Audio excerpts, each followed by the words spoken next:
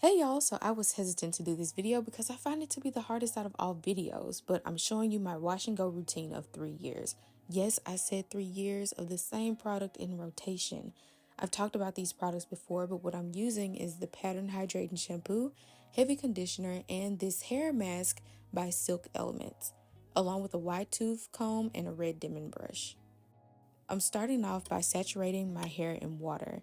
And yes, I have on gloves because my press-ons are lifting and I don't want them to snag my hair. So at this point, I've already shampooed and I'm skipping to the next step. So I'm taking my comb and parting down the middle, squeeze some conditioner in my hands and work it into my hair and the edges. Now what I'm about to do is not for everybody, but I've been doing this for years. I'm putting the hair mask in the mix with the conditioner. Yep, that's what I'm doing. And I'm making sure to hit all of my edges and then brush it through, or you can comb it through. Then I clip it up, making sure to leave the ends exposed for steam in the next step. Now relax and enjoy the calming sounds of this hair steamer ASMR.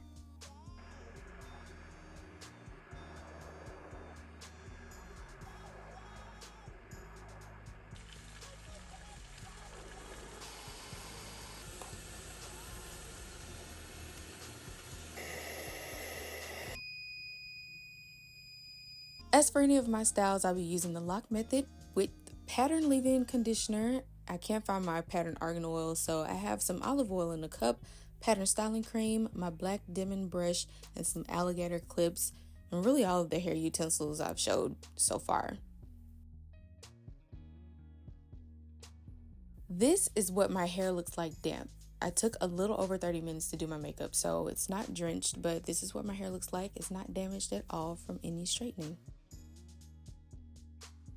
I'm working from the bottom up using all of those products that I showed in that order, but I'm very particular about how I apply them. I really rake in each product, especially at the root and tip, mainly because I don't like for frizz to be at my roots or my ends for the first few days.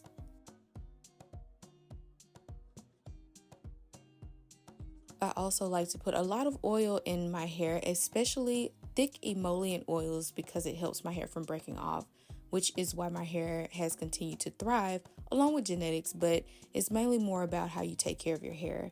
But my hair does fine with olive oil too. Then the cream. I'm very generous with the cream too. I apply it from root to tip, then I brush it out and move along.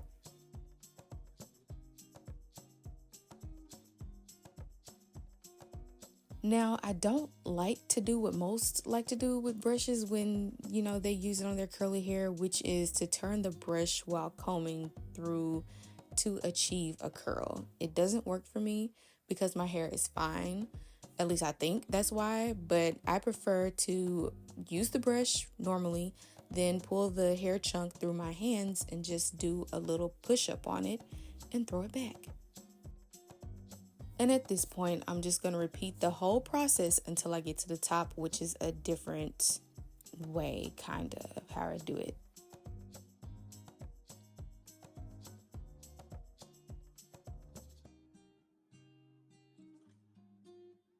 I also use the praying hands method to get some of the product through instead of just raking. So I rake and do prayer hands method.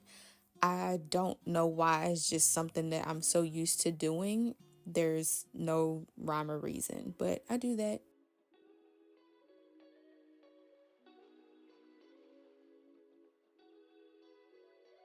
Now, I do want to say that I don't have to push any of my hair up in order for it to form a curl. It usually does that, but it's just for my thrill, I guess. But usually I can just pull it through my hands and it'll curl up.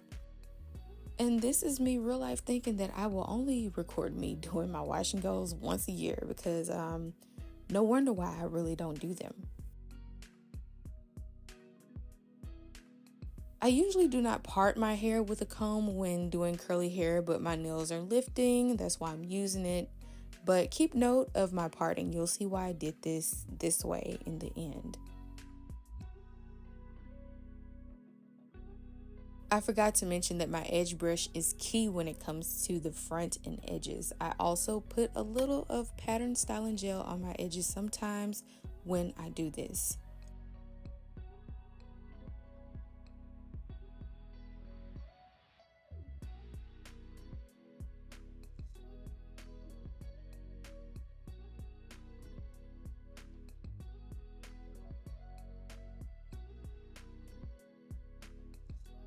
When styling the top and my crown, I apply my products and brush it upward and drop the hair to the back. It helps me to have a little volume doing it that way.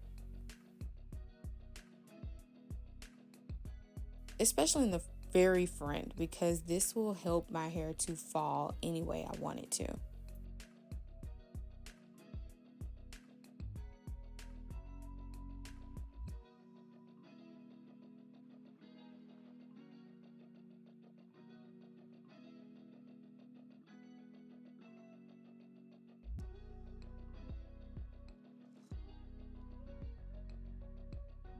And now we wait for it to dry.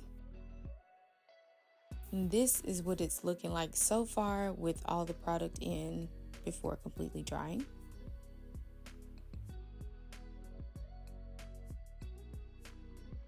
Okay, so this transition was not at all of that because it doesn't look like a difference, but at this point my hair is dry and it's time to fluff and separate. And I must say that I do not separate my curls or fluff it on day 1 or 2 here, but for this video's sake I did it. I went against my usual routine.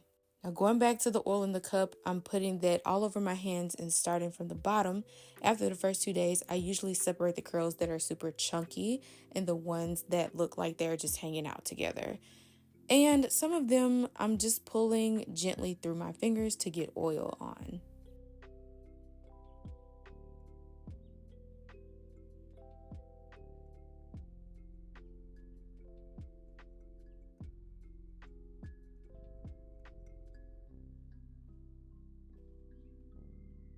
I try not to separate the curls too much as I get closer and closer to my face, because I usually separate those on day 5 or 6-ish because I want my curls in my face to look more tamed as I go. I try not to separate the curls too much as I get closer and closer to my face, because I usually separate those on day 5 or 6-ish, somewhere in there, 7-ish. And I want my curls in my face to look more tamed as the days go by. And also, if there are bigger chunks of curls in other places of my head, I don't really separate those too much in the first few days either.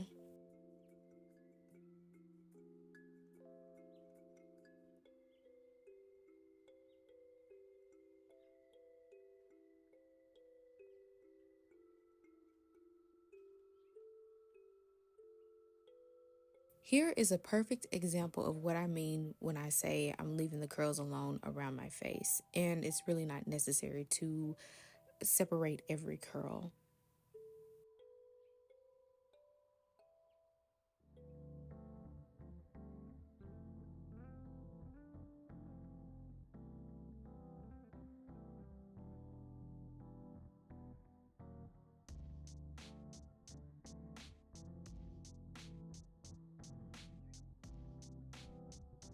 Okay, so remember when I said to pay attention to the way I parted?